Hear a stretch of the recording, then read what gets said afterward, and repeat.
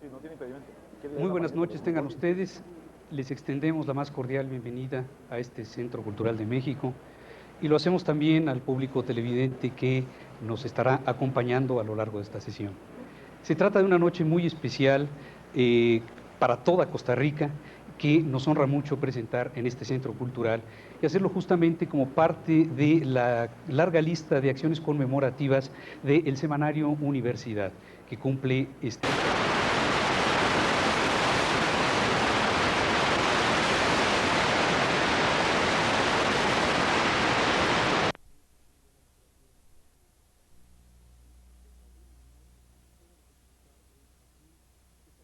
grandes figuras, don Alberto Cañas, don Joaquín Gutiérrez, don Fabián Dobles y don Isaac Felipe Azofeifa. No necesitan ellos presentación, todos los hemos leído, los hemos disfrutado.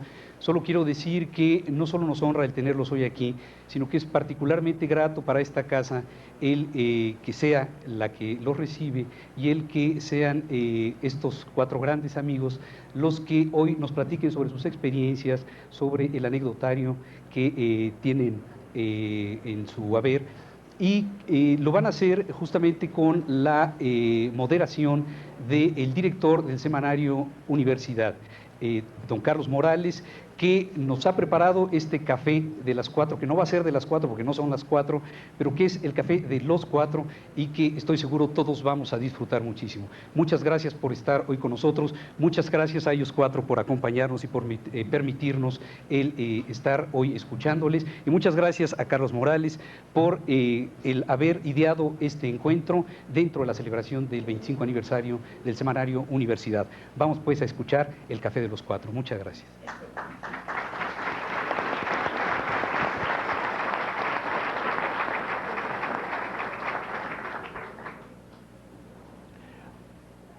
Originalmente, cuando pensamos hacer este café con los 4 más importantes escritores del país, eso no fui yo, eso tampoco fui yo. Pensamos en una tertulia pues similar a las que hemos hecho en otras oportunidades, ya con la presencia de don Alberto Cañas, de don Joaquín Gutiérrez, de don Fabián Dobles y de don Isaac Felipe Azofeifa. Es el tuyo, ¿no? Hay un golpe de sonido ahí que no depende de mí. No es que tengo tos. Pensamos en hacer una tertulia únicamente en este ambiente con ustedes, para que ustedes tuvieran ocasión no solamente de escuchar a los autores, sino además de preguntarles y de conversar con ellos. Sin embargo, en un momento dado, conversando con un amigo, llegamos al entendimiento de que una tertulia de estas dimensiones, con estos precisos 4 autores, era un acontecimiento mucho más grandioso que una simple conversación literaria. Así fue como, en una conversación con el director de NC4, don Ignacio Santos, le planteé un poco la locura de que la televisión pudiera formar parte de este acontecimiento, y don Ignacio se tomó como si fuera suya la idea, y con un gran empeño, con un gran entusiasmo, no solamente puso todo lo que había que poner, sino que convenció a sus jefes, a los dueños, y la televisión ha ocupado el lugar. El Canal 4 va a transmitir este programa el día domingo a las 9 de la noche, el próximo domingo. De manera que hoy tendremos aquí 2 planos de conversación. Un plano para ustedes, que estarán también en la televisión, y un plano para los televidentes, que van a ver el programa el domingo, si no llueve tanto como hoy. De modo que en algún momento tendremos que hacer algunos pequeños ajustes para cambiar, por ejemplo, el casete después de que hayan transcurrido 55 minutos de filmación. Luego continuaremos con la tertulia por un plazo de unos 30 o 40 minutos más. Ahí terminará la grabación de televisión, que va a durar 1 hora y 40 minutos, y luego entonces la tertulia continúa ya con ustedes. Ya esa parte de las preguntas no será posible poner en la televisión, porque ustedes saben que el costo del minuto en televisión pues anda en el orden de 30.000 o 40.000 colones el minuto. De manera que esta movilización pues se puede hacer para un periodo de 1 hora y 30 minutos nada más.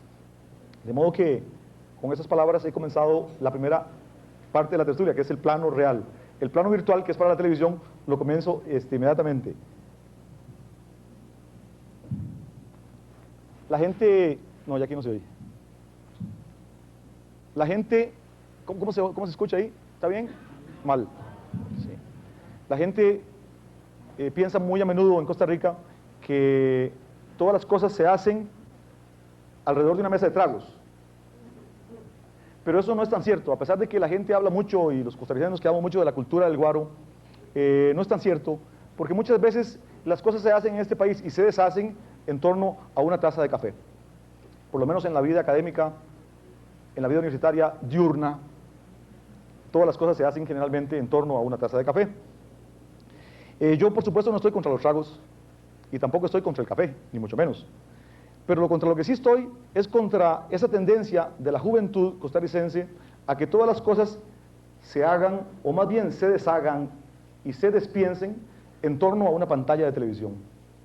Por eso, esta noche estamos aquí en la televisión, en un programa en el cual vamos a ofrecer un contenido distinto, un contenido que probablemente va a hacerle una opción diferente al televidente y especialmente a la juventud costarricense entre lo que es la oferta del domingo.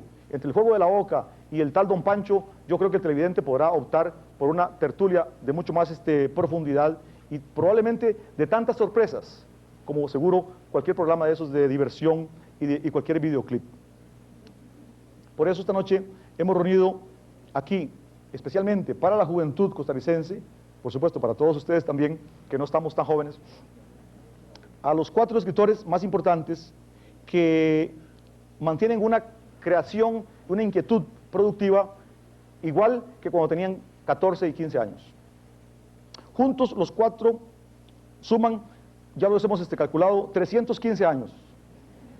Pero lo importante no es lo que suman, lo importante es que juntos resuman la sabiduría, el arte y la dignidad de ser costarricense. Todos ellos, por encima ya de los 70, no han perdido un solo instante en su producción creadora y hoy mismo siguen ocupados activamente en ese quehacer literario, unos en el teatro, otros en el cuento, otros en la poesía, cada uno en su campo. En el más riguroso orden de su llegada al mundo, los voy a presentar a ustedes, aunque ustedes tal vez no podrían detectarlo por la apariencia, porque las apariencias, como tantas veces, engañan. Para envidia de todos, mía, de ustedes, y para ejemplo de la juventud, este chacalín que está aquí a mi derecha es el mayor del grupo. Don Isaac Felipe Azofeifa, poeta, ensayista, autor de 15 libros, Premio Magón 1973 y maestro de 5 generaciones en este país, es un símbolo de persistencia en el acto creador y también de hidalguía y de decoro en el país.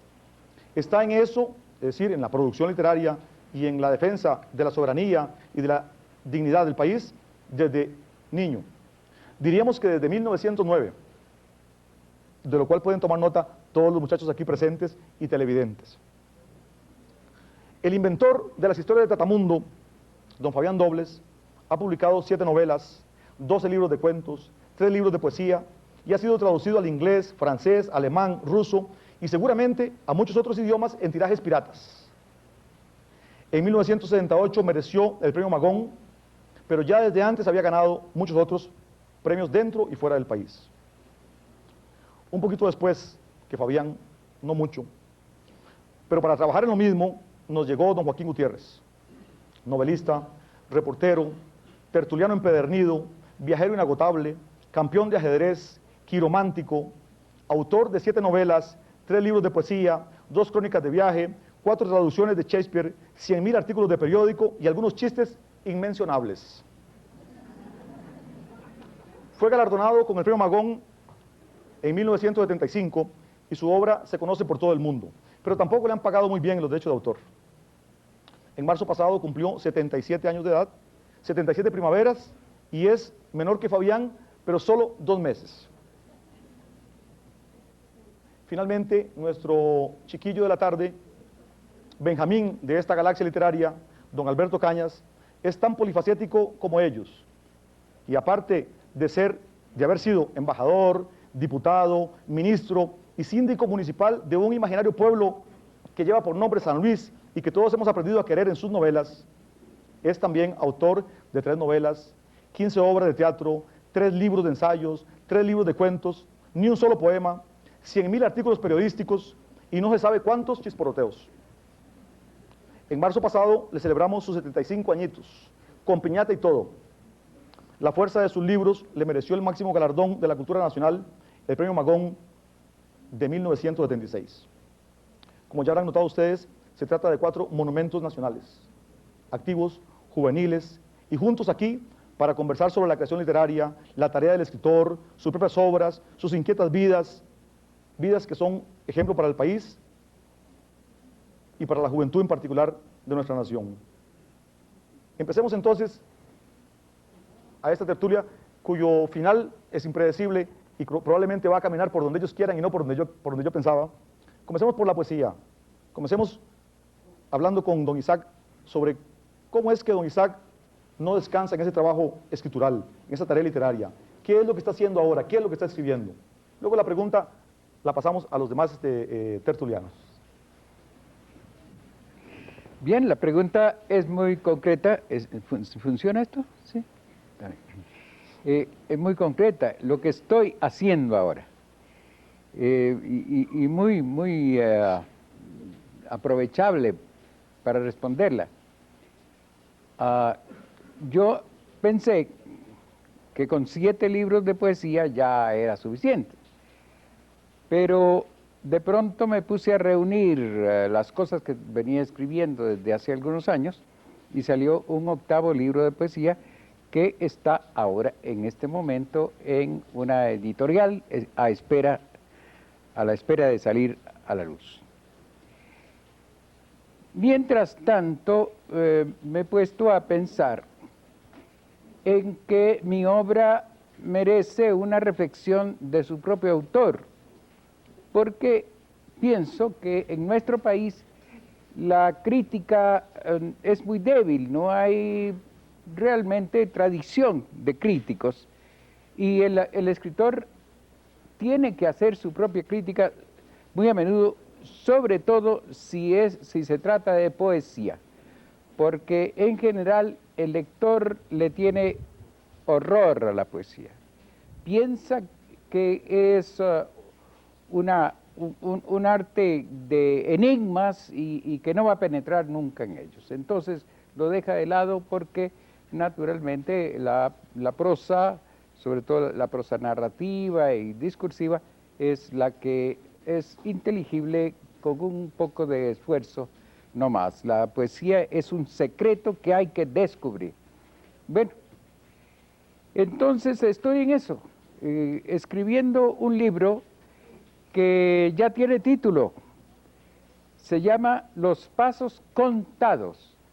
Voy diciendo yo todo cómo se desarrolló mi vocación poética, pero le agrego a este título Los Pasos Contados y Cantados, porque en la segunda parte pienso hacer el análisis de los libros que he escrito.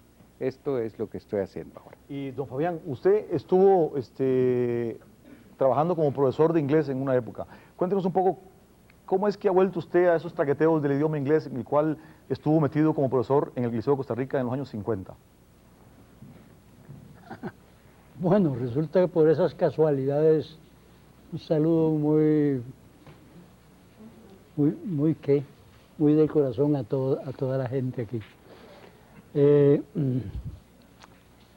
Por esas casualidades de la vida, a mí se me atravesó la traducción de Los Años Pequeños Días al inglés. Eso a pocos meses después me obligó, con mucho gusto de mi parte, claro, a ponerme otra vez a revivir y reavivar mi cercanía con este idioma, que casi por obligación había tenido que tratar de conocer más a fondo en esos añitos difíciles en que tuve que dar clases de inglés en el Liceo de Costa Rica, de donde me sacaron a los 3 años.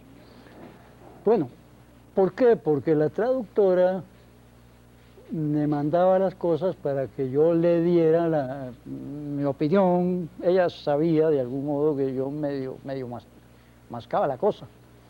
Y entonces se estableció un vaivén que me puso pues a trabajar con diccionarios y con qué sé yo para ayudar en la cosa. No lo hice tan mal porque la traductora en sus cartas finales me dio su agradecimiento. Bueno, en eso estoy ahora, pero ya desde hace unos meses largos, con las historias de Tatamundo, que ya están traducidas. Pero claro, estas han creado problemas muy serios de traducción por aquello de que es mucho más costarricense en el lenguaje, tiene mucho lenguaje figurado y claro, no es fácil, no es fácil. Pero curioso, me ha puesto otra vez en contacto y con mi propio quehacer literario de hace rato, ¿verdad? Como por ejemplo volver a vivir los momentos en que estaba yo interiormente, imaginando y recreando las ocurrencias de historias de Tatamundo. Y esta vez, un poquito, hasta donde puede uno hacerlo, también en esa otra cosa que se llama idioma inglés, tan diferente al nuestro, en claves tan distintas, con sus bellezas y sus flaquezas.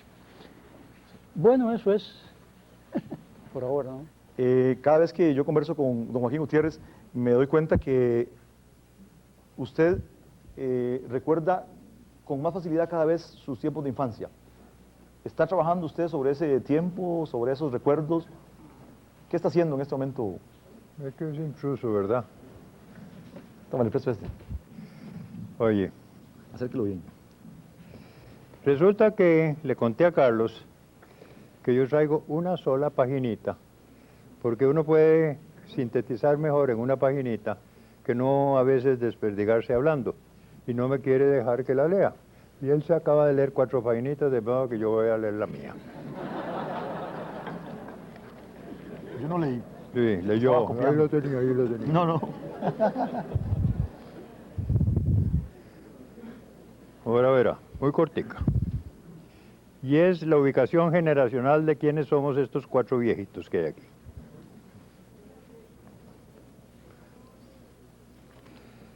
De mi generación de escritores, hoy estamos aquí, Fabián y yo, como sobrevivientes. Micrófono cerca. Déjame. Yo lo agarro. De mi generación de escritores, hoy estamos aquí, Fabián y yo, como sobrevivientes. Don Isaac, de la generación anterior, fue mi profesor en el liceo. Y Beto, un par de años menor, ya es de la siguiente. Nuestra generación la completaban Yolanda Oreamuno, Carlos Luis Falla y Eunice Odio, por mencionar tan solo a 3 de los más sobresalientes, y es la generación literaria más nutrida en valores que ha dado Costa Rica. Más nutrida, dije, y nada más, sin disminuir en lo más mínimo los valores de las 2 generaciones hoy aquí presentes, la anterior del siempre vivo don Isaac, y la siguiente del ingenioso, jacarandoso y juvenil don Alberto Cañas. Solo agrego, para terminar de ubicarnos, que mi generación tuvo la suerte extraordinaria de contar, como hermanos mayores o padres generacionales, y que además fueron amigos nuestros muy cercanos, a figuras egregias de nuestra literatura y nuestra educación, como en primer lugar don Joaquín García Monge, luego Carmen Lira, don Mario Sancho, Max Jiménez, don Carlos Luis Sáenz, por citar a los que más nos ayudaron con su cultura y con el ejemplo singularmente puro y valioso de sus propias vidas. A ellos, queridos viejos maestros impagables de vida y de cultura, hoy desde aquí, otro millón emocionado de gracias. Y al vivaz periodista don Carlos Morales, un abrazo brioso. Pero no me contestó la pregunta. ¿Qué Yo era le la pregunté, pregunta? ¿qué está haciendo en este momento? O sea, como ejemplo para la juventud costarricense, hay que mostrar lo que usted hace a su edad, todos los días, o sea, ¿qué está produciendo? Qué está escribiendo? Yo estoy escribiendo el libro más largo posible, mi vida. Entonces, una vida tan errabunda, en tantos países tan exóticos en que me tocó vivir. Yo viví 2 años en China, en Pekín. Yo fui a la guerra de Vietnam. Yo viví en la Unión Soviética 4 años. Yo viví en Estados Unidos 1 año. Viví en Chile 25 o 30 años. Y en Costa Rica el resto. Imagínense con esas andaduras si no tendré almacenadas cosas y recuerdos y hechos que están haciendo que ahora me resulta especialmente difícil escribir mi autobiografía. Porque me va a salir, no sé cómo demonios quitarle pedazos, cómo demonios achicarla. Porque si lo hago todo lo que me ha tocado vivir, saldría demasiado farragoso y largo. O sea que el pero grande ahora es suprimir pedazos de mi vida. Esa es la tarea más difícil ahora. ¿Qué más les puedo contar? A ver, ¿qué más les puedo contar o irá saliendo a lo largo de las charlas de los demás? Sí, yo pienso que ahora le voy a preguntar algo más. Pregúnteme. Pero primero tengo que preguntarle a don Alberto, que se me está quedando de último, como el más jovencito de toda la concurrencia aquí. Don Alberto es un hombre muy entusiasmado por el cuento. El género del cuento es uno de los que mejor ha logrado en su producción literaria. No por el hecho de que sea diputado, pero siempre tiene un cuento a mano, ¿verdad?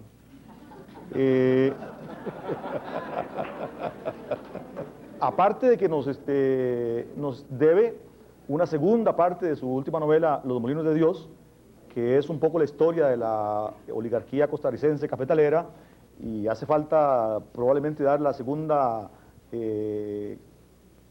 parte de lo que sería la clase media emergente de este país, esa novela que está pendiente. Yo quería preguntarle si además de tener siempre un cuento a mano, está escribiendo, está haciendo alguna otra cosa en este momento. En este momento lo que estoy haciendo es participando en una tertulia. Espero. Como siempre, estoy escribiendo esporádicamente algún cuento que se me ocurre, pero hace rato que no tengo ningún proyecto grande de camino. Yo creo que es muy difícil que yo vuelva a escribir una obra de teatro. De alguna manera le perdí el gusto, no sé por qué, será de tanto lidiar con directores y escenógrafos, y sobre todo la tendencia de los directores a alterar lo que uno escribió. Y veo difícil que yo me vuelva a meter en una tarea de escribir una novela como Los Molinos de Dios que me llevó 4 años. De manera que ahí estoy como Carlos lo dice, con mis cuentos de siempre, esperando que algún día tener los suficientes para hacer otro libro de cuentos, un 4.º libro de cuentos. Ahí van saliendo, como alguna vez me lo señaló Miriam Bustos, a quien veo aquí enfrente, que yo escribo 1 al año, dice. Pero sí, ya desde que publiqué el último libro de cuentos, tal vez tengo unos 6 o 7. Muy pocos para un libro. ¿Cómo se pueden escribir cuentos ahí en la Asamblea Legislativa? ¿No son dramas más allá los que salen? No, es que yo salgo a las 7 de la noche de ahí. Entonces puede ser tragedia. No, vieran que... Yo recuerdo que cuando pasé anteriormente por la Asamblea Legislativa, escribí 3 novelas, de las cuales hay 2 que están muy olvidadas, no se han vuelto a reeditar, pero ahí salió una que quiero mucho, que es Una casa en el barrio del Carmen, y salieron un par de obras de teatro en esa época, de tal manera que yo creo que yo escribo más cuando más ocupado estoy. Cuando dispongo del tiempo y del descanso, entonces efectivamente me pongo a descansar. Ahora no, ahora yo digo, no, estoy estudiando muy poco, pero no paro. Hay un tema que yo tenía previsto para arrancar con don Alberto, pero ahí me parece que en el mismo orden en que veníamos hablando, un tema que estaba discutiendo con don Fabián, que es el tema del amor y de las mujeres. A don Fabián no le parecía muy bien hablar de eso porque le parecía que era demasiado genérico, pero yo de todas maneras se lo voy a plantear. O sea, una de las cosas que más resaltan en la obra de don Fabián Dobles es la concepción de sus personajes femeninos. Mamita Maura, Ninfa, son mujeres muy fuertes, muy poderosas, que incluso ha sido resaltado por diferentes estudiosos. Bueno, eso, ¿de qué modo se puede vincular con el amor por la creación, con el amor cotidiano, con el amor en sentido genérico, con el amor erótico? ¿Qué tiene que decir sobre el amor, don Fabián? Bueno, qué tema, por Dios. Creo que el amor hacia el mundo, ¿verdad? Es como el gran imán que nos mantiene a unos con otros vinculados desde lo más importante para mí, que es el corazón y no el cerebro. Bueno, pero claro, amor es tan genérico realmente, tan multifacético y tan único también, que es mejor irse a lo que para, vamos, un muchacho como este, fue desde que nació, creo, lo más importante de su vida, que es amar a las mujeres y amar a la mujer. Es posible que eso haya sido lo que inconscientemente, sin que yo me lo planteara, me llevó a la hora en que me sentaba a escribir una novela, que es una obra, es un acto de amor, es un acto de amor. Esa comunicación, ese querer llevar a los demás por solidaridad o por necesidad de ser comprendido y de comprender, eso es amor. Pero quiero decir que quizá ese hecho a que llegué yo con los años, de que yo he estado enamorado toda mi vida, no de una mujer, y que me perdone Cecilia, sino de todas las mujeres, de la mujer en abstracto.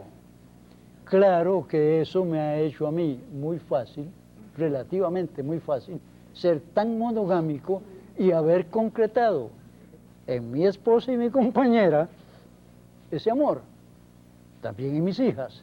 Quizá por eso la divina providencia no me dio hijos machos, sino solo hijas hembras.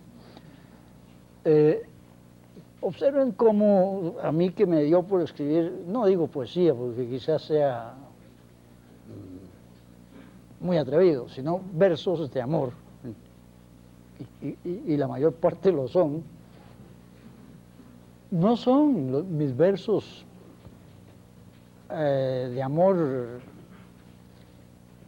específicamente dedicados a una mujer. Son ese amor pushkiniano, abstracto, hacia algo que nunca se va a alcanzar ni se va a tener, pero que uno siente la necesidad de conquistar,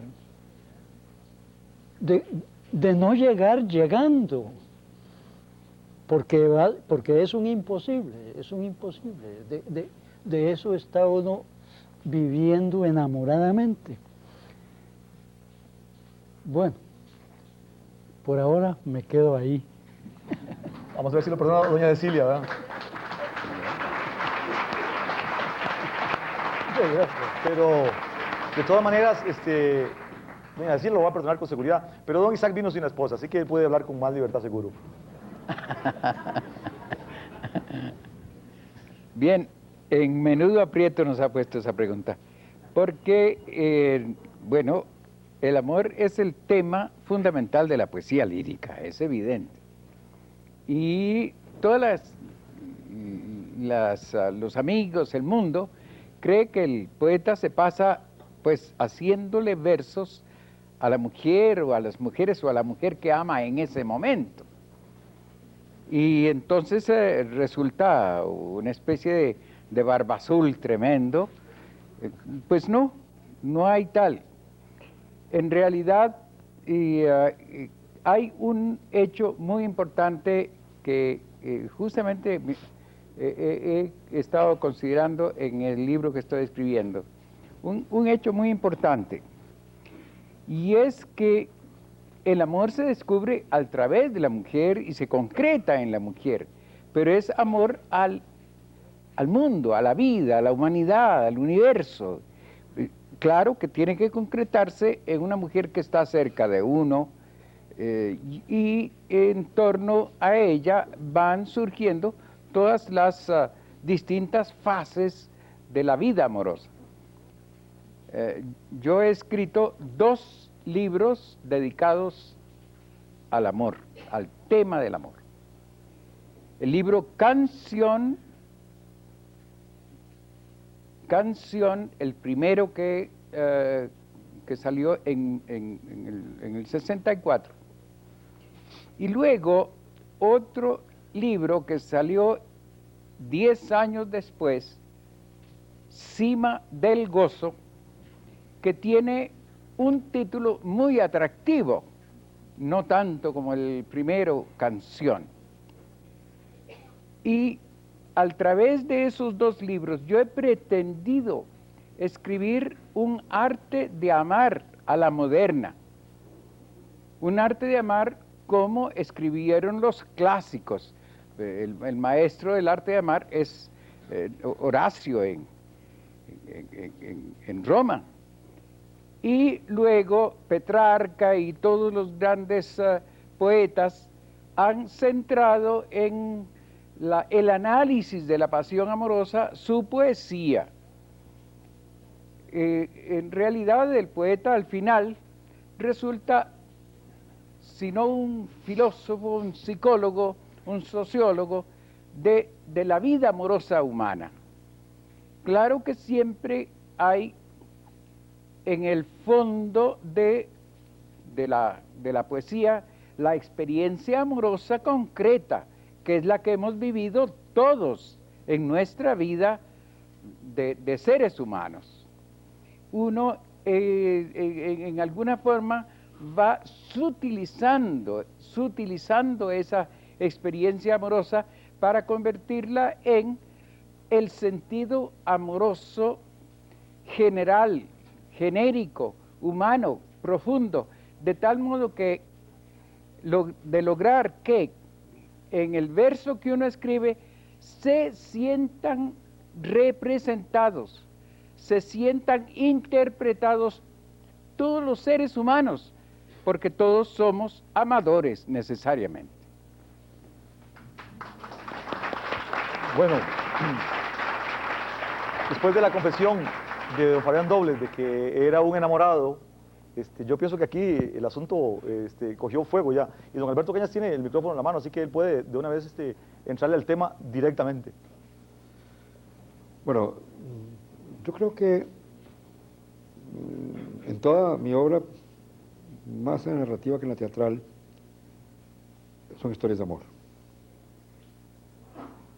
Y creo que mi culto a la mujer en general está reflejado en todo cuanto he escrito. Yo podría decir que yo, como Fabián, que he sido un enamorado de la mujer, del género, como dicen ahora. Sí. Y creo que a lo largo de mi vida ninguna mujer que yo haya conocido me ha sido indiferente, totalmente indiferente. Eso tiene poco que ver con el amor, por supuesto. Creo que la manifestación de amor que yo he hecho en mi obra son mis personajes femeninos, que están todos concebidos, pintados, descritos y puestos a actuar con amor de mi parte. Estoy enamorado de mis personajes femeninos. Y una de las satisfacciones más grandes que he tenido en mi vida de escritor ha sido el que, aun cuando siempre hay dificultades para lograr el montaje de una obra de teatro, montaje de toda clase, nunca una actriz, solo una vez una actriz ha rechazado un papel en una obra mía. Las actrices se han identificado profundamente con las mujeres de mi teatro. Ahora que se hablaba de esto, he reflexionado un poco sobre este asunto y creo que las mujeres de mi obra narrativa tienen una característica aparte.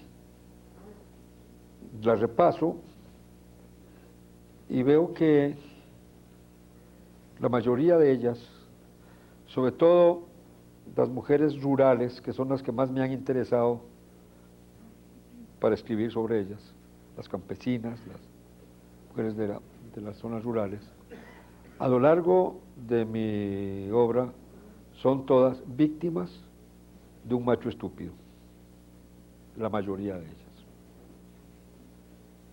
Creo que en todas mis novelas y mis cuentos aparece siempre la figura de una mujer que es víctima de una relación de pareja injusta.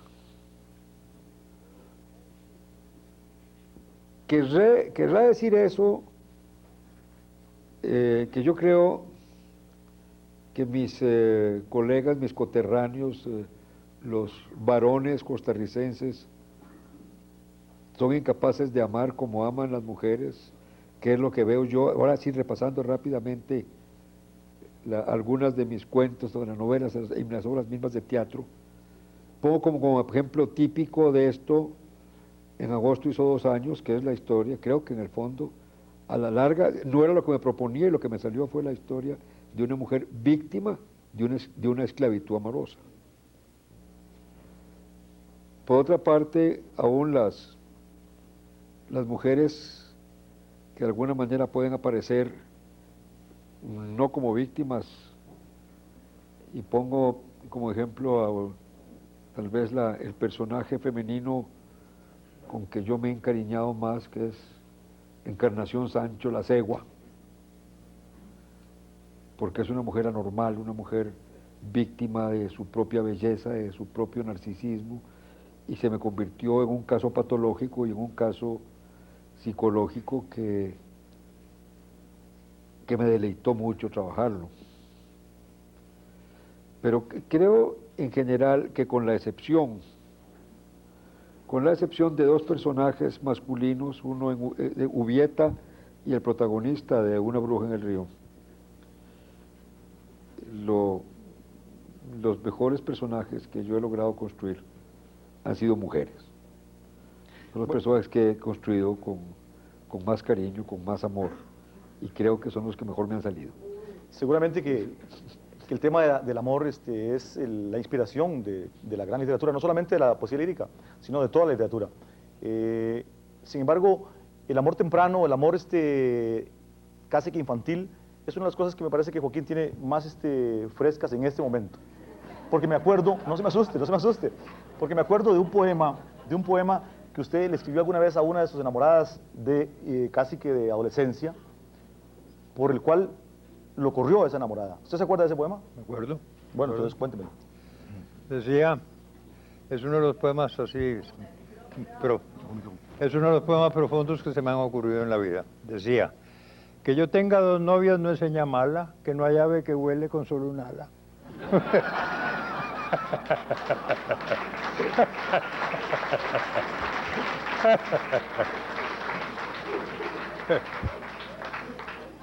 Pero el amor primerizo, que nos recuerde Limón, que nos recuerde esos tiempos de infancia, ¿qué Estaba recuerdas? recordando, Beto, que una de mis novelas, el personaje central es una mujer, que es Cecilia, la que va a descubrir el amor a Guanacaste. Así que meterme con un personaje femenino, ese fue como la cosa más riesgosa que he hecho yo en mi vida. Nada fácil de poner en una novela de personaje central a una muchacha. pero han dicho cosas tan bonitas como sobre el amor que no quiero echarles a perder y que queda flotando lo que dijo don Isaac, lo que dijo Fabián, lo que dijo Beto. Dejemos esa idea tan linda que ellos tienen del amor. Joaquín vino con doña, con doña Elena, y por eso entonces seguramente está limitándose en la exposición esta noche. Bueno, había un tema también que me parece que es ejemplar para la juventud costarricense, y que es el tema de la rebeldía, de la inquietud de juventud de estos 4 autores. Los 4 en algún momento tuvieron una reacción frente a lo establecido, frente a lo que pasaba en el país. Yo quisiera un poco que ellos recordaran, cada uno en su momento, en sus diferentes etapas, cómo fue ese periodo de rebeldía. Déjame volver un poquitico atrás para acordarme de un detalle. De algo del amor. Del amor. Una vez yo venía en Chile con muchos tragos, con mi cuñado por mitad de la calle, tipo 3 de la mañana, y veníamos a una discusión muy profunda. La discusión era, ¿cuál de las canciones era más hermosa? ¿La que mencionaba 3 veces el amor o 4 veces? La de 3 veces decía, amor, amor, amor, lejos de ti, tararara. Bueno, y la 4 veces decía, amor, amor, amor, amor. Bueno, en esa veníamos... Y resulta que llegamos a la casa, no teníamos llave, mi cuñado la había perdido, estábamos viviendo en la casa de mi suegro, que era un hombre muy lindo, pero muy severo. Tuvimos que tocar el timbre, y el caballero tuvo que levantarse y abrirnos en bata de baño a las 3 de la mañana. Entonces lo que se nos ocurrió decirle fue ponerlo de juez y decirle, don Carlos, por favor, ¿con quién está usted? ¿Cuál cree que de las 2 es más bonita? La que dice, amor, amor. Y la cara que puso mi suegro, no se la pueden imaginar, esa pareja de locos llegando a ponerlo en testigo. Bueno, era muy amorosa la historia, pero no nos abundaba mucho en el amor. El tema de la rebeldía. Yo creo que eso de algún modo refleja también las diferentes etapas de los 4 autores presentes esa noche, sobre todo etapas de juventud. Un poco cómo era esa rebeldía, don Isaac, en sus años, que son los más lejanos, por lo menos para mí. Bien, hay una rebeldía de la adolescencia, incluso hay una rebeldía de la infancia, una de la adolescencia, de la juventud, incluso de la madurez. Son etapas. Lo importante, estoy en realidad pensando en mí mismo. No sé por qué razón de mi existencia yo estoy incómodo con todo lo que se siente establecido.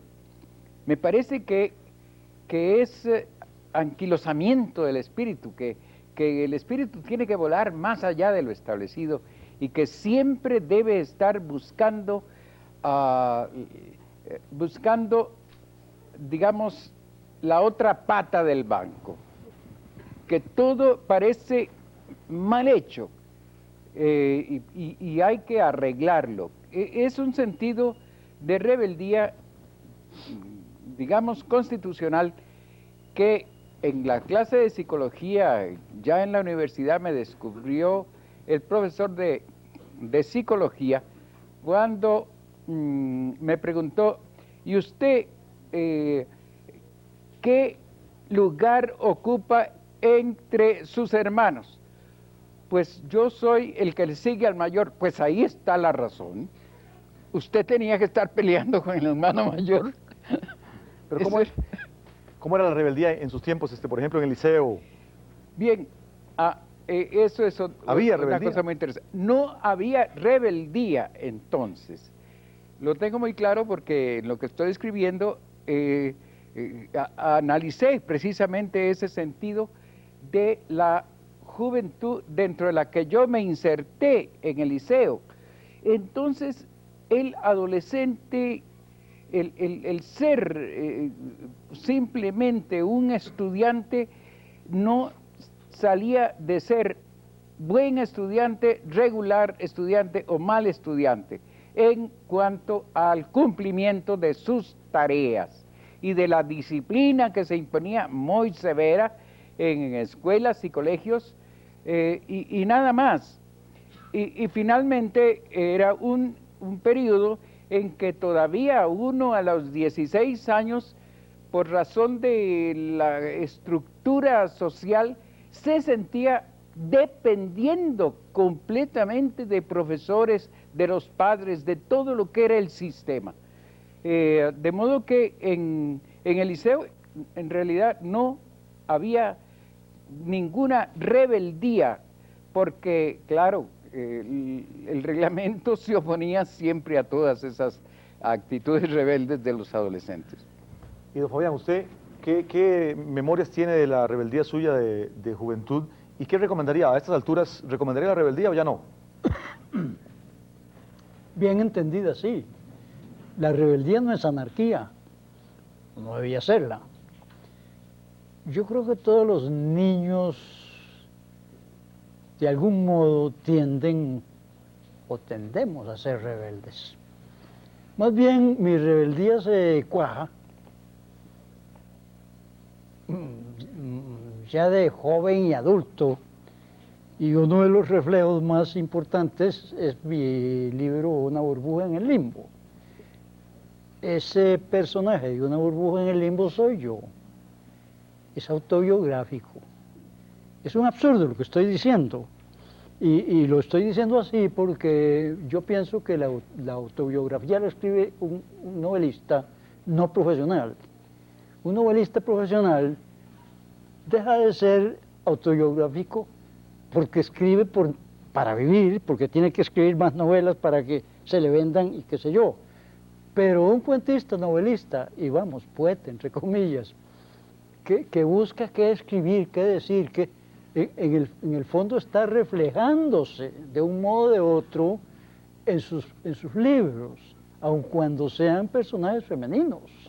Esos personajes femeninos de que hablábamos antes, o masculinos, son salidos de uno, en el sentido de la vida que uno vive, que es la propia y la de los demás como propia.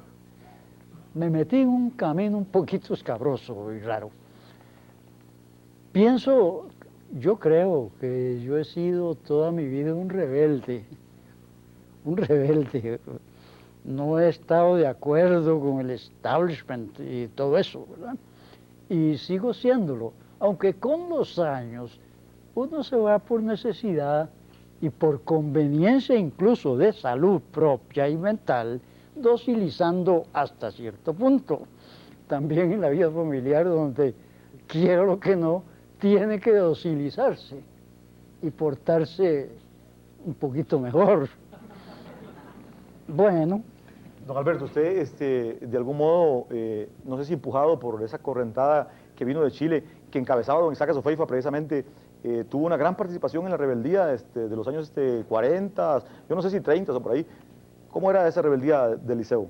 Vean, lo que nos acaba de decir don Isaac Felipe es revelador. Don Isaac Felipe fue joven, adolescente, colegial en los años 20. Los años 20 son una década que Costa Rica no estudió debidamente. Rodrigo Facio decía que eran los años de la contentera. Los costarricenses habían llegado a la conclusión, como un japonés reciente, que la historia se había terminado. De que ya que con don Cleto y don Ricardo habíamos llegado al desideratum final de la historia universal. Sin embargo, pese a esa circunstancia general, observemos que en el año 23 el movimiento de rebeldía del general Bolio alcanzó el 30% de la votación en esas elecciones. Pero es el único momento de rebeldía que hay en esa década. Es una década en que Costa Rica no sucede nada. Es una década en que Costa Rica ya tiene 30 años de no tener universidad. Y es una década así tranquila. A nosotros, la década siguiente, los 30, nos tocó otra cosa. En primer lugar, nos tocó Isaac Felipe y Carlos Monge en el Liceo de Costa Rica, ya metiendo las semillitas de la rebeldía. Nosotros llegábamos todos al liceo, eran muy tranquilos, muy buenos, muy modosos, muy obedientes. fuera de que le apedreábamos la casa al director del liceo en las noches, nos portábamos bien. Pero la semilla de rebeldía a mí me la inculcó Isaac Felipe y no he logrado quitármela. A diferencia de Fabián, yo encuentro que ahora soy más inconforme, más rebelde y más bravo que antes, que cuando era joven. Y lo que pasa es que a nosotros nos tocó, como jóvenes, como adolescentes, una época difícil de Costa Rica. La década en que nosotros fuimos adolescentes se inaugura con la depresión, avanza con el auge del fascismo en Europa y en España principalmente. Yo no olvido que en el segundo año del Liceo de Costa Rica, en 1934, nos pusieron a cantar la Llovinetza. No sé si a Joaquín lo pusieron, pero a mí sí. El que hace música. Había una penetración muy seria y de pronto estalla la Guerra Civil Española y comienza entonces a operarse una rebeldía latente de la cual es culpable, en lo que a mí se refiere, este señor que estén ustedes ahí, porque fue el que comenzó a hacernos ver claro cuál era la situación del mundo y cuál es la situación de este país anquilosado. De tal manera que fue muy fácil para nosotros cuando llegó, después de 20 años de licencia, volvió Brenes Mesén a Costa Rica y en una memorable conferencia en agosto del 39 en la Escuela de Derecho, más o menos en los días en que se firmaba el pacto Molotov von Ribbentrop, dijo: he vuelto a Costa Rica después de 20 años y lo que veo y lo que me encuentro no me gusta. Y de ahí en adelante pudieron pasar montones de cosas. Yo sí recuerdo que a los 14 años me quité el tiro del primer cintarazo de la policía en una manifestación contra Ubico. Que después hicimos manifestaciones contra el peruano Sánchez Cerro, contra Somoza, y siempre salía la policía y nos daba de garrotazos. La más grande fue cuando protestamos contra un tratado de límites con Panamá que presentaba el gobierno de León Cortés y salimos a la calle contra ese tratado, nos dieron de garrotazos y al año siguiente se unieron otro tratado, el que está vigente, y yo recientemente me puse a estudiar los dos, miren qué parecidos que eran.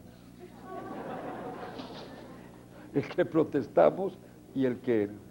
Todavía en 1941 tuve como estudiante el honor de hacer un desfile de protesta interrumpido por la policía sin tarazos del brazo de don Alfredo González Flores contra el contrato del gobierno con la Bonancher.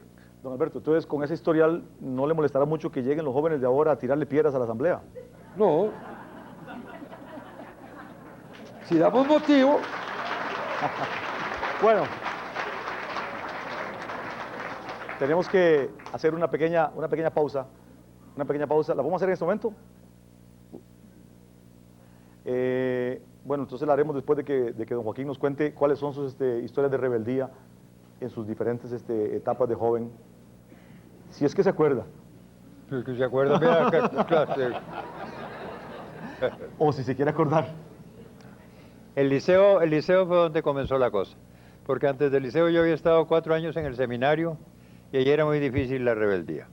Eran curas alemanes y pegaban muy duro. Entonces pasamos al liceo. En el liceo nos toca de profesor de literatura, don Isaac se acuerda. ¿Cómo se llamaba? Cuando llegaste de profesor al liceo y sustituiste a nuestro profesor de literatura, ¿qué era? Don Napoleón. Don Napoleón, don Napo. Entonces las clases de don Napo eran terriblitas, terriblitas. Citaba algunos poemas de feudales del tiempo feudal español. Recuerdo uno en el sitio de Numancia, en el sitio de no sé dónde, en que la mujer heroica se asomó allá arriba del torreón y se sacó los pechos así, y era tetón el viejo. Entonces la carcajada fue... Entonces, el hijo de don Napoleón Quesada fue un gran ejemplo de rebeldía, porque el hijo de don Napoleón le sacaba plata a la fuerza. En ese tiempo comenzaba la radio y pusieron en el liceo una torrecita para transmitir. ¿Te acordás de una torrecita chiquita que había unos, como hasta ahí? Y Polonchillo... ¿Ah? Torres de don Carlos Borel. ¿Era de don Carlos Borel? Sí. Polonchillo se trepaba en la torre y se ponía de panza en el plato, así con manos y piernas abiertas. ¡Llamen a mi tata! Entonces volvía y venía el pobre viejo del tata. Poneme 20 pesos abajo y si no, no me bajo. Ese no era Polonchillo, ese era Antonio. ¿No era Polonchillo? Polonchillo era mucho mayor, ya era profesor ahí. Ese era Antonio. Ese era Antonio, uno que entiendo que es un personaje Sí.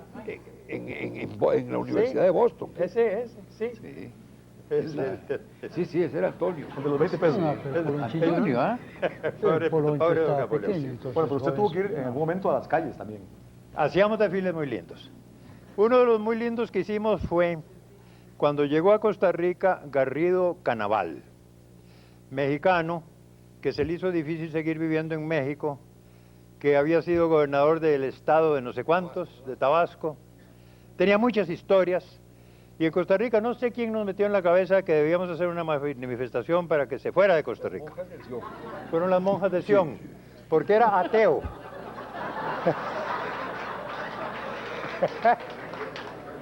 Entonces, inducidos por las monjas de Sion, eso yo no me acordaba, hicimos una manifestación estupenda. Yo no fui. ¿Vos no fuiste? No. Llegamos a la avenida Central, él estaba en un hotelillo que había donde ahora está la Plaza de la Cultura, un hotelillo de 2 pisos. Llegamos vociferando de ese mexicano que se fuera y qué sé yo y qué sé yo. Entonces se abre el balcón y aparece el tipo con unos grandes bigotes de guerrillero mexicano, así, un Zapata, y se produce un silencio y dice: ¡bravo! Así me gusta la juventud vociferante. Y las masas nuestras lo aplauden. Espéreme ahí. ¿Quién era? Espéreme ahí. Tenemos que, Claro, el papá de Lenín Garrido, ese era. un minuto. Tenemos que hacer un minuto, una pequeña pausa. No es para ir a comerciales, es que hay que cambiar el casete. Acuérdense que estamos en 2 planos, en televisión y en la realidad. De manera que hay que cambiar el casete y por lo tanto hacemos una pequeña pausa. Aprovechamos para agradecer naturalmente la hospitalidad de don Carlos Ortega, director del Centro Cultural Mexicano, que ha sido cómplice de todas estas actividades que hemos hecho con el motivo del 25 aniversario del periódico Universidad.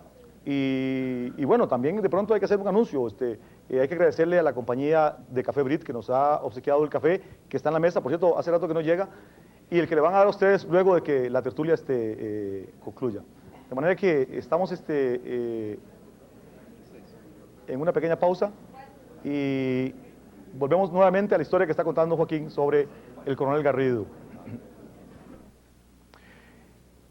Estábamos en el momento en que la tertulia se comenzaba a calentar y apenas estábamos en 1934, ¿verdad? Así que ustedes échenle pluma a dónde podemos llegar, ¿verdad? Joaquín nos estaba contando el momento en que los estudiantes llegaron al lugar donde estaba el general Garrido, por cierto, padre de don Lenín Garrido, y asusados por las monjas del Colegio de Sion, fueron a manifestarse contra él y quedamos ahí hasta donde Bueno. usted cuenta qué pasó. Entonces empezamos a gritar barbaridades contra el traidor de la Revolución Mexicana, qué sé yo, qué sé yo. De repente se abre el balcón y sale este mexicano, con unos preciosos bigotazos así. Y la masa nuestra ahí dice: así me gusta la juventud vociferante.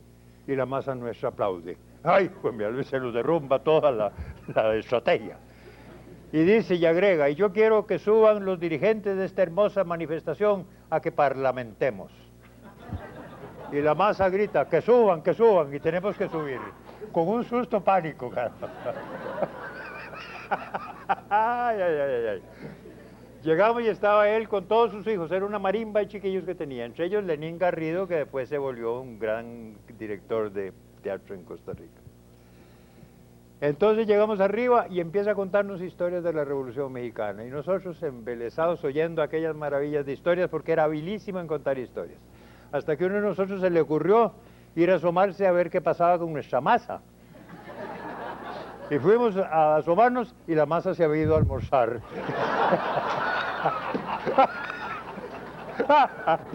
Y se quedó Garrido en Costa Rica hasta la fecha, ¿verdad? Era Hasta la Fuerte, aquí murió. evidentemente un gran problema de rebeldía, ¿verdad? Pero la rebeldía no solamente fallida ahí por parte de la masa estudiantil, sino también otra rebeldía que don Alberto debe recordar seguramente, que es la rebeldía del general Garrido, que había nombrado a sus hijos con unos nombres que eran muy rebeldes. ¿Usted se acuerda de eso? Uno se llamaba Lenin. Pero no solamente Lenin. La hija, soy la libertad. Soy la libertad. ¿Y el otro hijo? El otro, ¿cómo se llama? Que todavía vive. ¿Ah? ¿Cómo ¿Hay un es que se tercer llama? hijo? ¿Cuál? Es que el que todavía vive. ¿Cómo se llama? Sí, ¿cómo se llama? Justicia Espada. Justicia Espada. Druso. Justicia espada. Uno se llamaba Druso, la hija se llamaba Justicia Espada y el Soy la querido libertad. amigo nuestro, Lenin Garrido. Bueno, pero Bueno, es que este hombre es una figura importante en la historia de México. Fue gobernador de Tabasco y fue el que desató la persecución religiosa, eso no hay duda. La novela de Graham Greene, El poder y la gloria, está basada en la historia de Garrido Caraval. Él fue después secretario de Agricultura. Era hombre de Plutarco Elías Calles. Y cuando vino el rompimiento de Lázaro Cárdenas con Calles, tuvo que salir huyendo de México. Y se vino a Costa Rica. Y aquí murió tranquilo. Puso panalitos de abejas. No, que armó toda la cuestión del aceite de palma. Aceite palma, Sí. también. Hizo una gran empresa con su hijo Druso.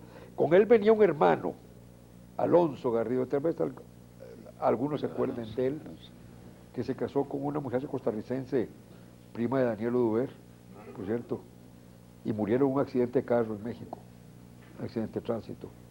hay un tema que difícilmente podía plantear yo en la mesa mientras conversábamos para coordinar un poco este orden, se puede llamar así, que es un poco la condición del creador, la condición del poeta, como un ser que de alguna manera es un ser egoísta porque debe dedicarle todo su esfuerzo, todo su empeño a su obra. Oscar Wilde decía que un creador no puede distraer su producción, no puede distraer su obra con nada, ni siquiera con un amor, porque eso sería un crimen. Esto implica un poco un cierto egoísmo del autor hacia el contacto con los demás, pero sin embargo son normalmente los autores, los escritores, los poetas, los que más vinculados están con la sociedad y con la actitud solidaria. Yo quiero preguntarle a don Isaac, que también es un maestro de ese campo, ¿cómo ve usted esa disyuntiva entre lo que podría ser el egoísmo del creador y la solidaridad misma, esa paradoja que implica el escritor? Sí, es realmente una paradoja esa, y la vive uno como un conflicto creador. Es importante señalarlo, no es de otro modo como surgen muchos poemas y muchas creaciones en los novelistas y tal, pero en el poeta existe quizá, y yo lo siento así por mi existencia, existe quizá un elemento de autoconcentración en la obra, en lo que tiene que hacer, en lo que tiene que decir. Está constantemente pensando en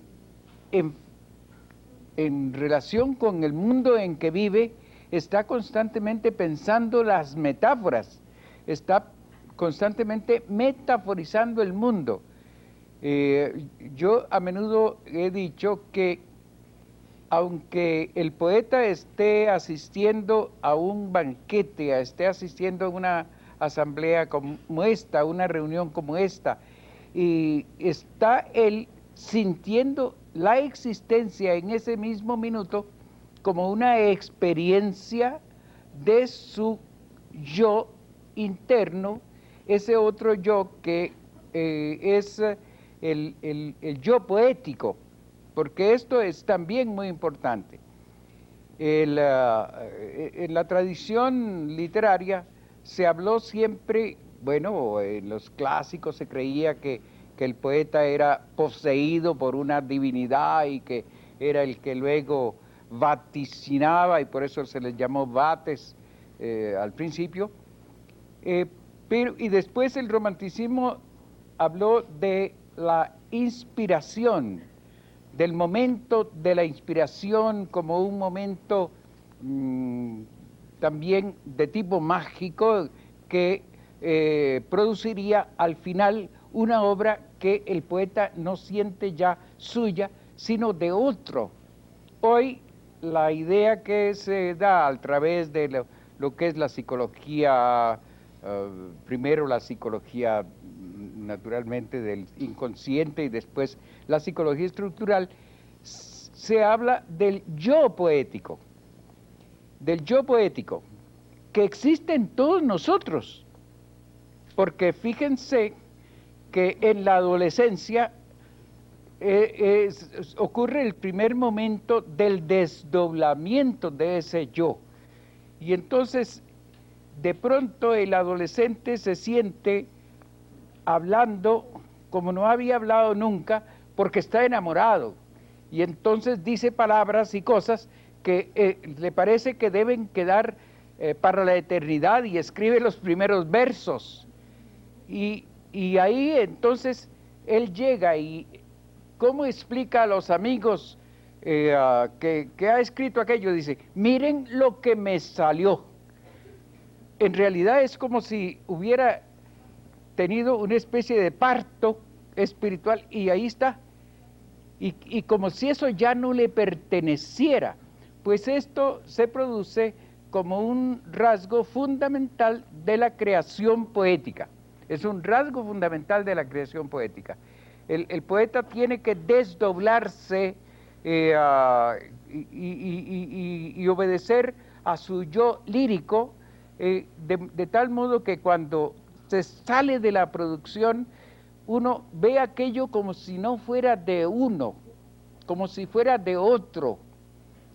¿Por qué? Porque durante la producción el poeta se siente representando algo más que ese ser individual perdido entre la masa con cédula de identidad que es Isaac Felipe Azofeifa, por ejemplo. Eso es. Don Fabián no me aceptaba el cargo de egoísta. Dijo don Fabián, yo no soy egoísta. Lo cual es una manifestación egoísta. Es que ahí hay un problema dialéctico. El egoísmo y el altruismo son aspectos convivientes y alternativos de la personalidad. No se puede ser sino yo, pero también el otro. Entonces, lo que quiero decirte, o quería decirte en ese momento, es que yo no sé realmente si me puedo definir como egoísta o como lo contrario de egoísta, porque hay un fenómeno de orden consciente y moral. Es posible que yo fuera muy egoísta o muy yoísta, más bien, muy amante de mí mismo en mi adolescencia y en mi primera juventud, pero al mismo tiempo uno desarrolla principios éticos. Y entonces yo me peleé contra eso. Y creo que por conciencia del asunto traté de ser más altruista que egoísta. Entonces si me dicen, bueno, es que vos te sentías diferente a los demás, mejor que los demás, haciendo una obra, no, porque cuando ese gusanito me anduvo por dentro, le di en la jupa, en la cabeza, y le dije, no, yo no soy más, tengo tal vez, por qué sé yo qué, capacidad para escribir que otros no tienen, pero otros tienen otras cosas. Y todo ser humano, por ser humano, es grandioso si tiene la oportunidad en la vida de poder educarse, de poder desarrollar sus capacidades. Y las capacidades de todo ser humano son infinitas desde el punto de vista de las neuronas que le andan a uno en la cabeza. Bueno, El caso es que yo creo que con el tiempo no puedo calificarme a mí mismo exactamente de egoísta, de demasiado amante de mí mismo, porque he tratado de pelear con eso y de hacer una obra que manifiesta más bien dación hacia los demás. Ahora, creo que en mi vida política, ideológico-política, no me he caracterizado precisamente por pelear por mí, ni por yo, después yo y finalmente yo. Y entonces no sé qué decir. O saquen ustedes las conclusiones del caso. Muy bien dicho, muy bien dicho, muy bien dicho. Precisamente está tan bien dicho que ha planteado la contradicción humana, es la dialéctica, precisamente. Muy pocos escritores que yo conozco se han atrevido a decir públicamente que una de sus ambiciones a la hora de escribir, precisamente dentro de este contexto del egoísmo, es la inmortalidad. Entre los pocos escritores que yo he oído decir eso está Alberto Cañas. En el Café de las Cuatro que hicimos hace mucho tiempo, precisamente el título de esa entrevista era "No podemos negar que uno de los sentimientos que nos impulsa a escribir es la inmortalidad". Háblenos de eso, de esa inmortalidad, cómo mezclar ese egoísmo con esa entrega a la sociedad. Bueno, ustedes me comprenden que no es la inmortalidad teológica, es la inmortalidad unamuniana, ¿no?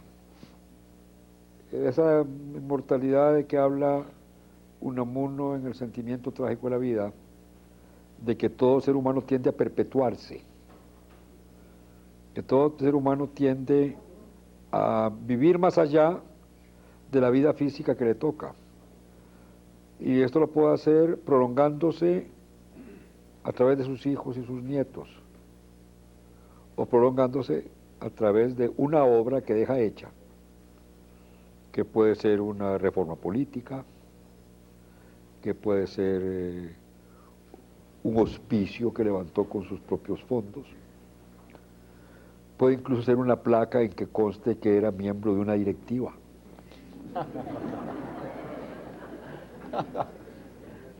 Que es el derecho a la inmortalidad que tiene casi todo el padrón electoral costarricense. Pero puede ser también a través de una obra de creación, ¿no? Eso, es decir, es la perpetuación no de la especie, sino del ego.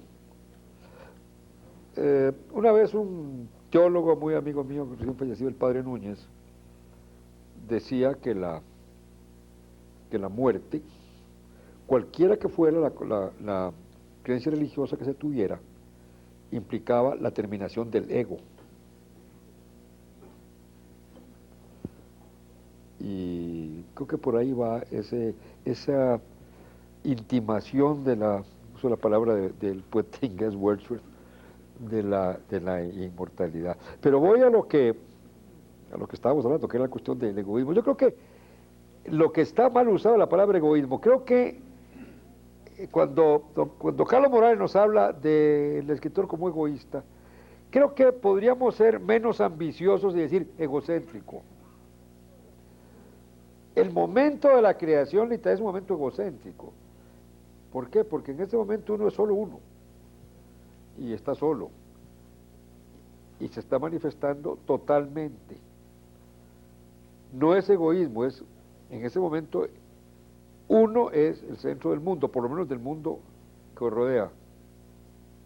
Y la verdad es que fíjense que cada uno de nosotros es el centro del mundo. Nosotros podemos dar la vuelta así y vemos que en los 4 puntos cardinales nos está rodeando algo de lo cual somos centro, siempre, inevitablemente. Bueno, esto puede ser que se multiplique, que se potencie brutalmente en el momento mismo de la creación, pero la creación no es egoísta, porque el escritor no escribe para sí mismo, sino que está pensando en darle aquello al prójimo, a muchos prójimos. ¿Para qué? Ahí entra una pregunta dificilísima de contestar. si uno escribe para que, o publica, o da a conocer, para que el prójimo se entretenga, para que el prójimo se edifique, como decían en el siglo XIX, para que el prójimo se instruya, o para que el prójimo aplauda. Eso es lo que no sabemos, lo que no sabe nadie. Bueno, dejémosle la pregunta a don Joaquín Gutiérrez, porque es el único que podría responder con más propiedad esa preocupación de alguna gente que escribe para ser más grande. En el caso de él, no hay ningún peligro de que haya escrito para eso. A ver, me la pusiste demasiado difícil. No, cambiemos de tema. Ese tema para mí es demasiado complicado. Bueno, la pregunta es ¿para qué escribe?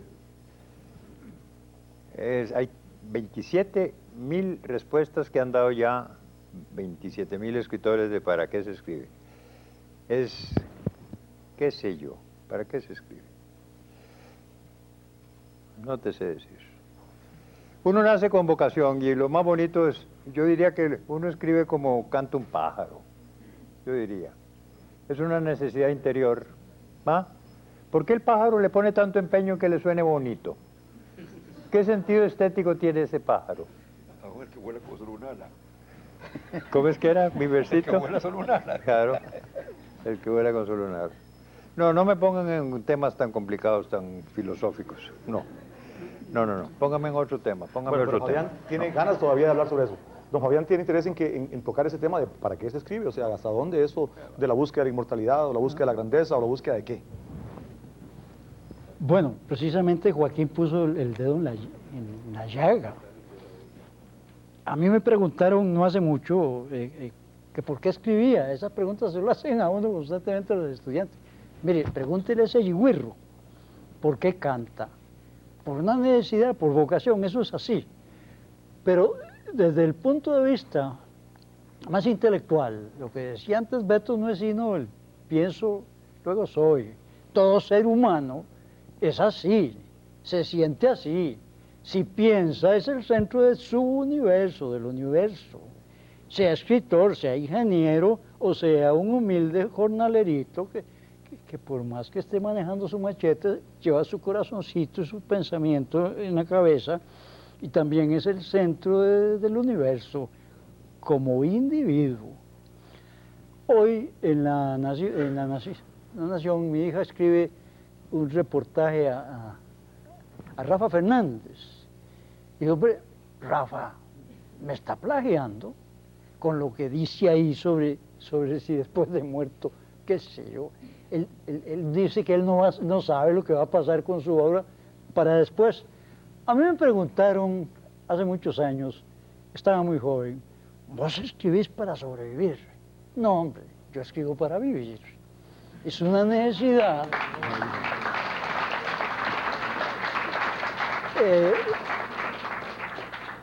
Después de que uno cierra los ojitos, adiós mis flores.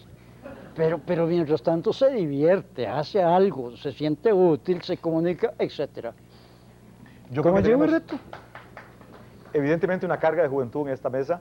Yo creo que los jóvenes televidentes deben estar aprovechando muchísimo esta charla, porque hemos ido un poco deslindando lo que es el fenómeno de la creación, el proceso creativo, de a dónde viene, por qué surge.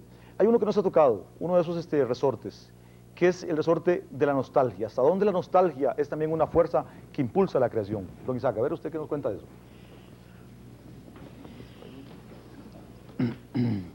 Bueno, el no tener el bien de que gozaba, haberlo perdido, es, bueno, es algo, es un sentimiento que está en todos nosotros y que produce y que está nombrado con la palabra nostalgia. Bien, y esto nos ocurre a todos, siempre hay algún bien que hemos perdido. Claro que el bien más importante para nosotros, el amor, cuando se pierde, produce nostalgia, y la nostalgia produce ese afán de recuperar lo vivido a través de la obra de arte. Así, muy sencillo parece, pero esa recuperación en la novela, en el teatro, es en la poesía un trabajo mucho más fino, porque el poema es una obra centrada en el uso minucioso de la palabra para hacerla expresar lo más hondo posible de la configuración espiritual del ser humano. Por esta razón, hay muchos que escriben verso, pero muy pocos que son poetas. Hay muchos poemas que uno escribe que al cabo de la vida le resultan simples versos, y pocos poemas que al cabo de la vida le resultan verdaderamente eso que está más allá del verso, que es la poesía, y que es indefinible, evidentemente. Aunque se ha tratado siempre de definir la poesía, es indefinible porque está en las palabras, pero la relación entre esas palabras, en cuanto a sonido, en cuanto a vocales, en cuanto a consonantes, en cuanto a frases bien estructuradas, produce al cabo un efecto que no se revela inmediatamente en lo que uno lee, sino cuando se ha dejado de leer. Es un efecto que también está en muchas obras de arte, en muchas esculturas y pinturas que realmente son poéticas, porque la poesía no es solo la que escribe el poeta, sino la que uno hace, todos hacemos, en un momento de profunda vivencia de la vida, de la relación humana, que se convierte en una palabra, en una simple palabra. Un enamorado que de pronto pronuncia la palabra amor como expresión de su pasión, está haciendo en ese momento el poema mayor que el hombre puede crear. No se imaginan ustedes, no se imaginan ustedes lo nostálgico que es don Alberto Cañas, lo nostálgico que es a pesar de que sea diputado. Cuéntenos un poco de eso, de nostalgias, don Alberto. Sí.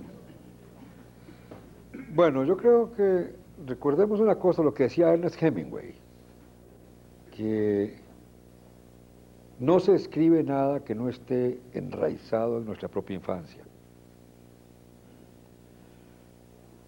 Decía San Felipe que la nostalgia consiste en haber perdido algo. Se tuvo algo y ya no se tiene. Hay algo que todos hemos tenido y todos hemos perdido, que es la infancia.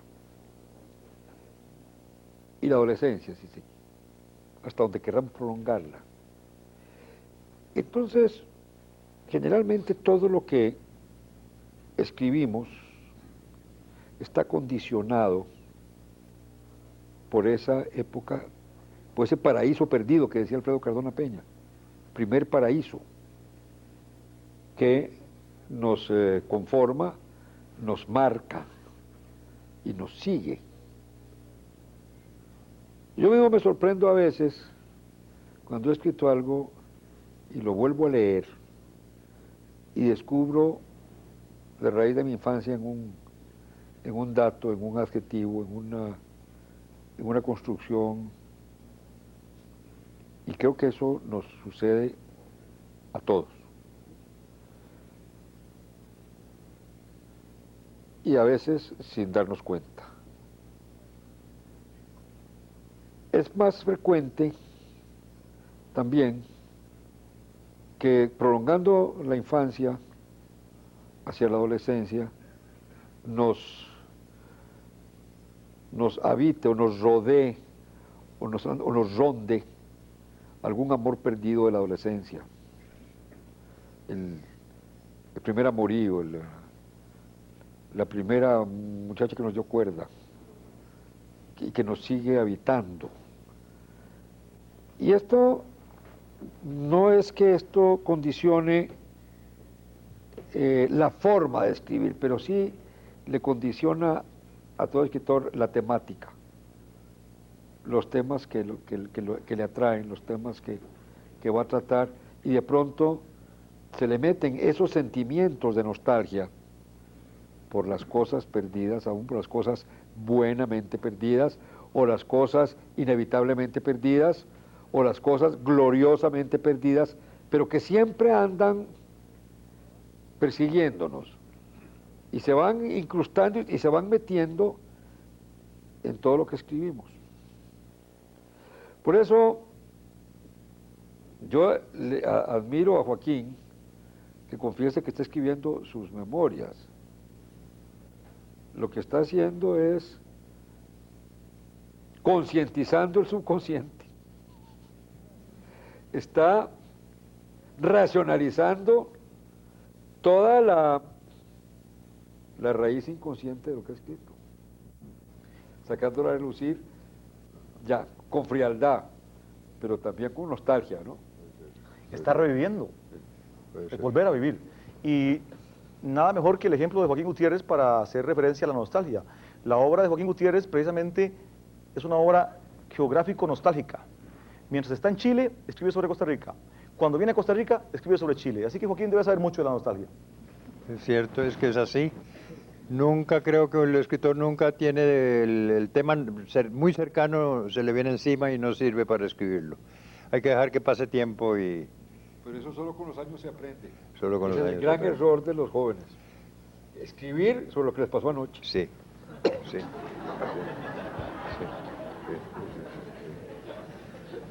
Sigue la nostalgia. ¿Qué más nostalgia?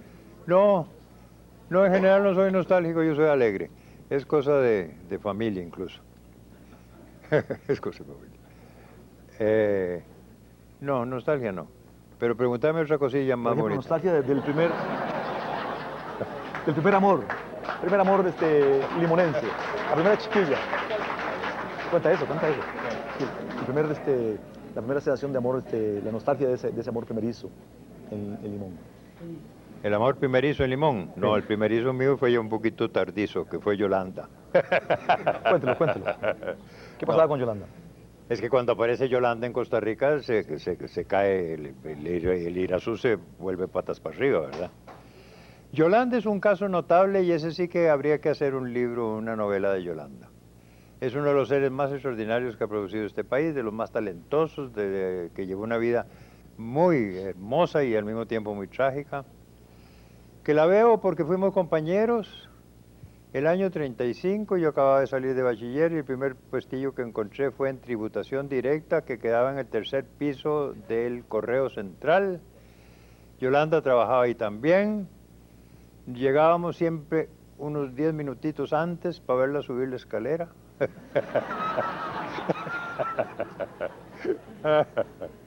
Y de repente se la roban. Un muchacho Goicoechea se vuelve loquito. Cuando va pasando Yolanda por la acera del Club Unión en rumbo al trabajo le da con un tonto de goma en la cabeza, la mete en un auto y sale hacia Escazú. Por suerte había una radio cercana, se enteraron y ya empezaron a transmitir y salen todos los galanes de Costa Rica en auto, los que tenían auto en ese tiempo, en la persecución. Todo fue un acontecimiento nacional supremo y lindísimo. ¿Qué hizo Yolanda para salvarse? Va aturdida, se hace la más aturdida mientras cranea qué hace. El fulano era muy terribloso, ¿verdad? Entonces de repente le dice, mira, no seas ingrato, desgraciado, no seas ingrato, me partiste la cabeza con ese golpe, tengo un dolor de cabeza terrible, no veo, mira, no veo. Entonces, párame en una pulpería para comprar algún remedio. Él le hizo también el teatro que el tipo cae, se paran y bajan a la pulpería y ella se salta el mostrador y se pierde por el cafetal. Y a eso llega toda la tropa de autos que venían persiguiéndola y la salvan. Primer episodio de Yolanda. Después se enamoran de Yolanda el embajador de Chile, Molina Wood, de la semiaristocracia chilena. Y entonces le da con tanta fiebre el asunto que se enteran en la Cancillería chilena, que es muy rigurosa la Cancillería chilena, y lo manda de vuelta. Entonces no puede. Y va donde Yolanda y le dice, mire, no puedo, yo no me puedo ir, no, me pego un tiro antes, no me voy, no puedo sin usted. Entonces llegan al siguiente trato. Se van a ir juntos en barco, en camarotes separados.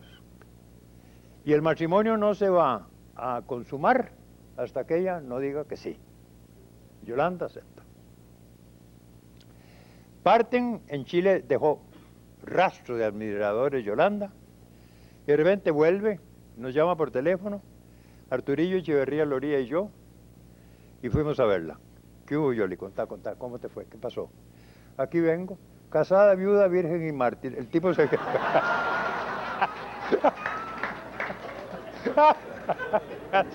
Era divina, cara. El tipo se había pegado un tiro y... Además, ¿qué había hecho? Había pasado por Panamá, había comenzado la guerra. En Panamá zumbaban los aviones cazas protegiendo el canal de Panamá. Y en un café se encuentra un piloto de uno de los aviones cazas que se enamora de Yolanda, pero así, instantáneamente, como le ocurría a muchos. Y Yolanda lo convence de que ella nunca ha viajado en un avión abierto. Eran unos cazas de dos, el de adelante y el de atrás, para sentir el ventarrón, para sentir el cielo, para ver la tierra de arriba para abajo. Lo convence el fulano, se la lleva tipo 5 de la madrugada, la sube en el asientillo de atrás y le hace dar unas vueltas por Panamá. Al día siguiente, Yolanda va al mismo café o qué sé yo dónde iba y le cuentan lo que ha pasado. Condenado a una prisión de 12 años de cárcel por haber usado el avión como particular, un avión de guerra. O sea, se metió el tipo en un lío de la madre patria. Y Yolanda lo contaba gozosa. ¿Ah? Bueno, como van viendo, volvemos al amor y volvemos a la nostalgia. Fuerzas incontenibles en la obra del creador. Pero yo tengo todavía una inquietud que me costó mucho resolver. Buscando algunos datos sobre don Fabián Dobles, me encontré con que en una de sus múltiples ocupaciones de diferentes épocas fue profesor de paidofilaxis en la Escuela de Servicio Social de la Universidad de Costa Rica, nada menos. O sea, yo tuve que consultar diccionarios para ver qué era lo que podía hacer don Fabián Dobles como profesor de paidofilaxis. Ustedes pueden imaginarse muchas cosas, vamos a ver qué era lo que hacía realmente. Bueno, piensen en profilaxis y todo eso. Paidos es niño y filaxis protección. Resulta que yo trabajé, siendo estudiante de Derecho, en el patronato de la infancia, en la sección legal, y uno de esos directores era don Luis Felipe González, de gratísima memoria. Y don Luis Felipe escribió un libro así de grueso, que llamó Paidofilaxis. Y ese libro, más que escrito por él, era un menjurje de recortes de tratados y trabajos sobre diversos aspectos de la vida de los niños. Los niños y la pedagogía, los niños y la psicología, los niños y la medicina, el niño y la escuela, perdón, bueno, el niño y qué sé yo. Cada capítulo era un aspecto, una faceta del niño en relación con algo. Y claro, él me encargó a mí que le revisara, ya había escrito yo mis cosas, que le revisara el castellano y qué sé yo, porque él no era muy fuerte en eso. Y lo cierto es que pasándole en limpio su libro y revisándole el estilo y demás, imagínense, aprendí bastante de aquello. Era una de las materias que daban en la escuela no sé cómo se llamaba. Y entonces, por una de esas casualidades de la vida, yo resulté profesor suplente del que daba la materia como en propiedad. Pero él no podía darle en aquel momento Y yo estuve durante un año o algo más dando paidología, también la llaman, paidofilaxis. Y como a mí no me gusta hacer, aunque me salgan mal las cosas, hacer las cosas mal hechas hasta donde yo pueda. Entonces me dediqué a estudiar, además de lo que ya sabía al comprar el libro, a estudiar cada aspecto de esos hasta donde yo podía, ¿verdad?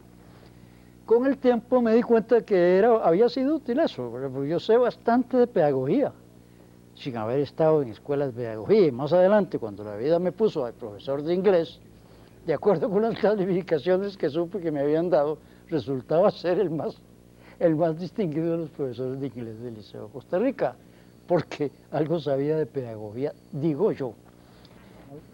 Bueno. Estamos llegando a la parte final del programa para los televidentes, y yo quisiera que sea don Isaac Felipe Azofeifa, maestro de maestros, maestro de todos los sentados en esta mesa y probablemente de casi todos los sentados dentro del público, que sea el que cierre esta primera parte o esta parte de la noche con su visión de la juventud actual y su consejo de maestro para esos jóvenes costarricenses. Tomen. Menudo problema, porque ya a los 80 y tantos años, pues naturalmente que uno está muy alejado de lo que es eso que fue la juventud, y solo de recuerdos puede vivir, y puedo hablar de la juventud en forma muy general. Y naturalmente desde el ángulo de un ancianito de 86 años, para decir exactamente la edad, bueno, y al que se juzga siempre muy lejos de la juventud. Sin embargo, la profesión de maestro hace que uno se sienta siempre ligado al destino de la juventud, se sienta ligado en muchas formas a la juventud.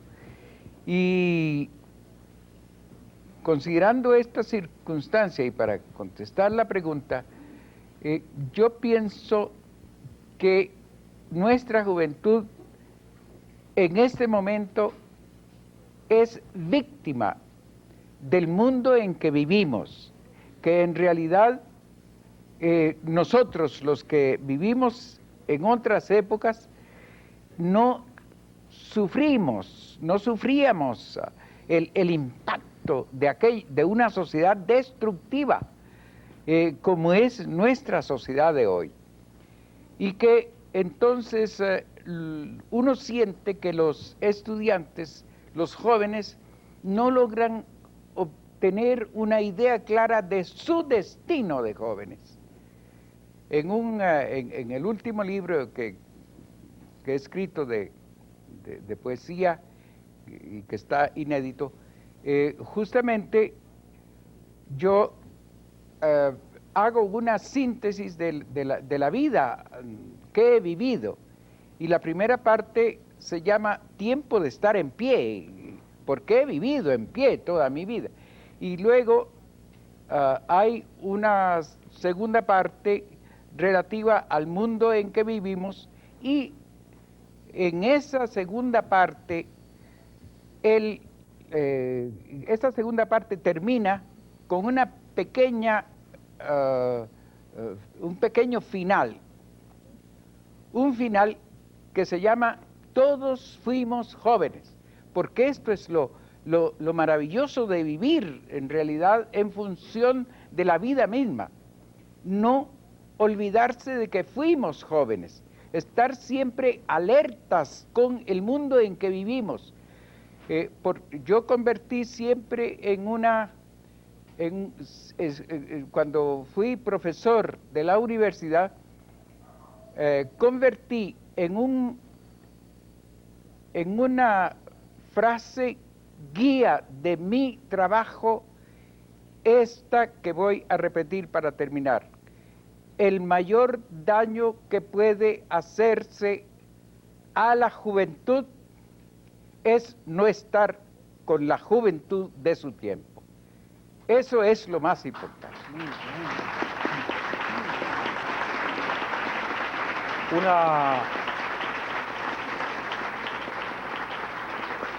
Una feliz conclusión para todos los amigos jóvenes que pusieron el canal temprano, aunque nos haya cogido un poco tarde. Yo creo que la opción de esta noche con los 4 maestros de la literatura costarricense, Isaac Felipe Azofeifa, Fabián Dobles, Joaquín Gutiérrez y Alberto Cañas, ha sido una mejor opción para la televisión. Muchas gracias y buenas noches. Bueno.